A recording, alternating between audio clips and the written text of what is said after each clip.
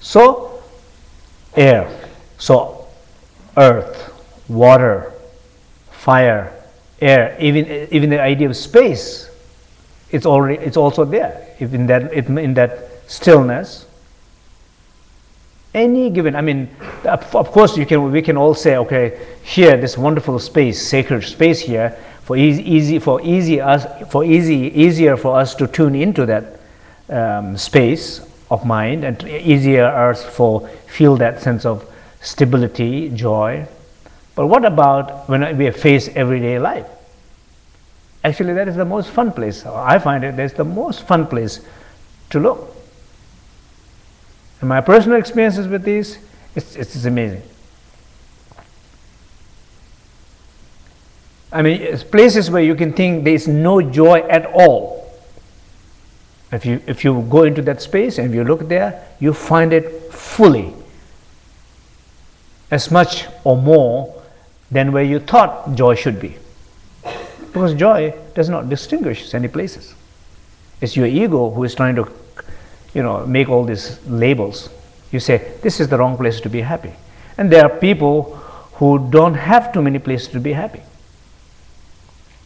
If they are happy, they will say, why I'm happy?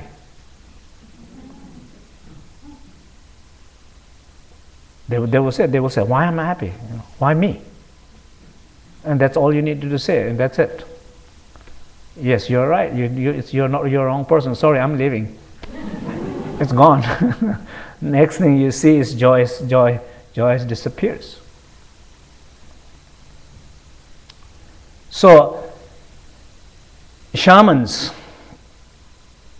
do a practice, something called soul retrieval practices, and the idea of also the soul retrieval practice is the principle behind is that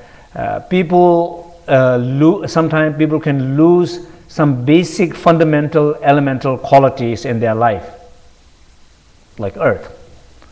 When they lose earth, they are very ungrounded.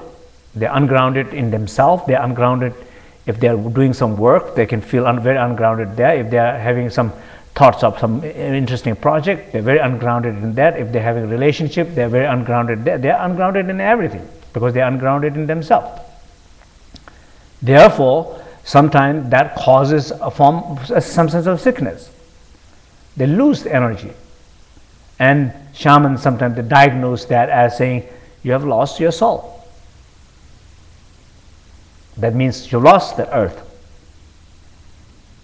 So whatever reason, one student of mine, she said when she lost her grandfather, after explaining what these teaching this principle means, and she said, after hearing you, when I lost my grandfather, now I realize when I lost my grandfather, I lost my earth, because I was very grounded. My grandfather was my earth, my father, my mother, my friend. My grandfather was everything for me, because my parents were not there for me. So when I lost him, I felt totally disconnected. And when I look back after that experience, I never felt same way again. Now I realize some of the things what happening in my life, particularly in relationship, not able to connect with somebody, I realize why it's happening, because I lost my earth. The question is, like situations like that, can I bring back my earth? Of course you can bring back earth. Not by forcing yourself, trying to be stronger. Everybody does that.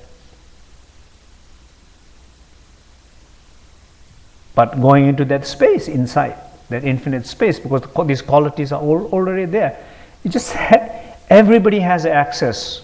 It's a question about, can you access that? Can you trust that?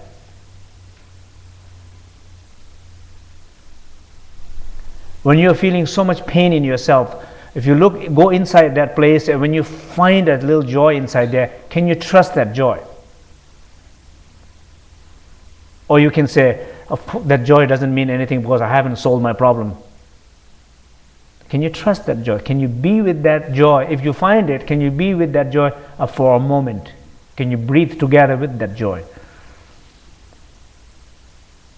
I know you're very interested and excited about focusing back, thinking back about your problem, but can you share a little more time with that? Yeah, if you can, it will, just doing that little bit will, next time you feel completely different. You feel completely different.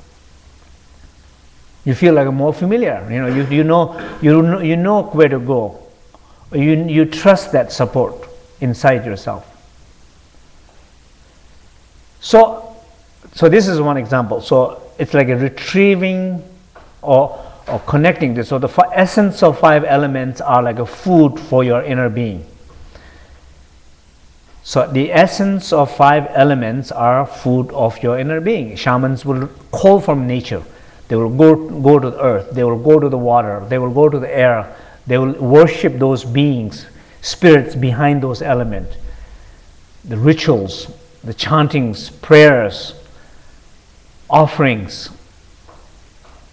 many things involved how to retrieve those essential elements from the nature to heal. But can you do a similar way in a practice of, more like a practice of nature of mind? Can you do the similar way without so much singing, without so much ritual, without so much, all the things that maybe you might feel very complicated to do? Without all of those things, can you do it? Of course you can do it. That's the beauty about it. You don't need nothing to do it, except you need awareness. And awareness, you don't have to go anywhere to find it. It's just a matter of drawing simple attention. You close eye and you look inside.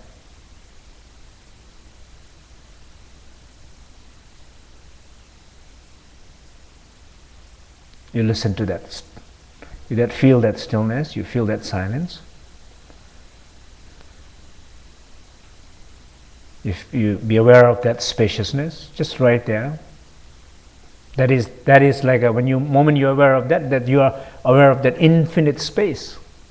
So in that infinite space, it's not like you're kind of searching something. It's simply being aware. If I feel like if I feel like need some sense of peace inside myself, it's inner peace. First I go into that space. I close my eye, go into that space.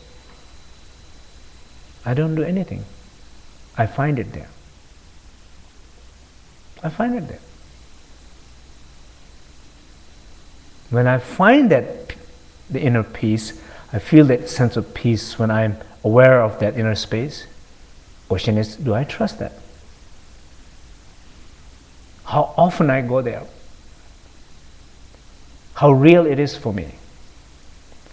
Can that experience of feeling peace, can that inside sense of feeling peace, will it help me to feel peace when I'm facing challenge with outer situation in my life, challenges facing with work or finance or family or whatever the crisis that you're facing? Can I find a help from that inner sense of peace? Of course it's going to help. But the question is how often you go there to look for, find it, and then trying to come out in the world. How often you do that? We don't do that. What we're trying to do is totally kind of shut that place inside ourselves. We're just trying to fix outside everything. Like insurance companies, good example of it. I mean, in the West, the extreme situation of the insurance company is a very good example of it. The idea is trying to have a peace of mind. But how many people do have a peace of mind? With or without?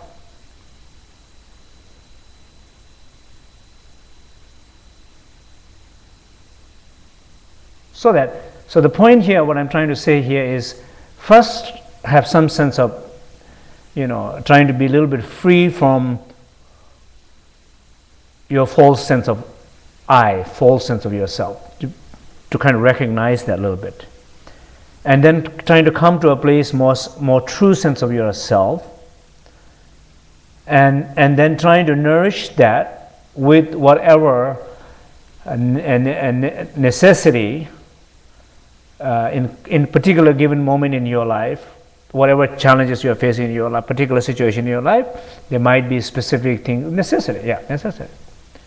It's just simply being aware of that.